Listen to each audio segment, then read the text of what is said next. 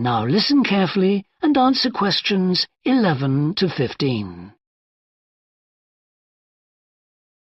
Today we're pleased to have on the show Alice Bussell from the Dolphin Conservation Trust.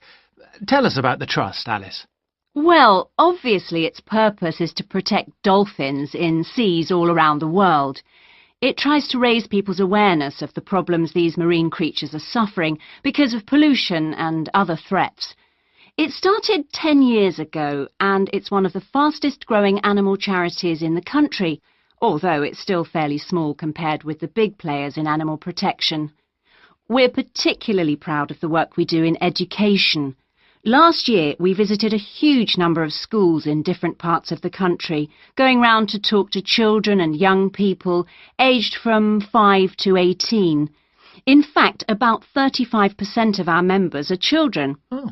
The charity uses its money to support campaigns, for example, for changes in fishing policy and so forth. It hopes soon to be able to employ its first full-time biologist with dolphin expertise to monitor populations. Of course, many people give their services on a voluntary basis, and we now have volunteers working in observation, office work and other things. I should also tell you about the award we won from the Charity Commission last year for our work in education. Although it's not meant an enormous amount of money for us, it has made our activities even more widely publicised and understood. In the long term, it may not bring in extra members, but we're hoping it'll have this effect. Is it possible to see dolphins in UK waters? Yes, in several locations. And we have a big project in the east part of Scotland. This has long been a haven for dolphins because it has very little shipping. However, that may be about to change soon because oil companies want to increase exploration there. We're campaigning against this because, although there'll be little pollution from oil, exploration creates a lot of underwater noise. It means the dolphins can't rest and socialise. This is how I became interested in dolphin conservation in the first place. I had never seen one, and I hadn't been particularly interested in them at school. Then I came across this story about a family of dolphins who had to leave their home in the Moray Firth because of the oil companies, and about a child who campaigned to save them. I couldn't put the book down. I was hooked. Before you hear the rest of the talk, you have some time to look at questions 16 to 20.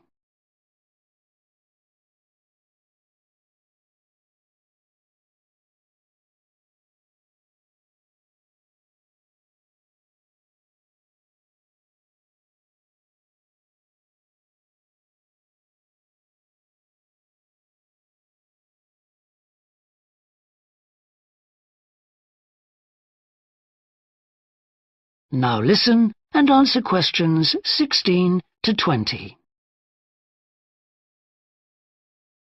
I'm sure our listeners will want to find out what they can do to help. You mentioned the Adopt a Dolphin scheme. Can you tell us about that? Of course. People can choose one of our dolphins to sponsor. They receive a picture of it and news updates.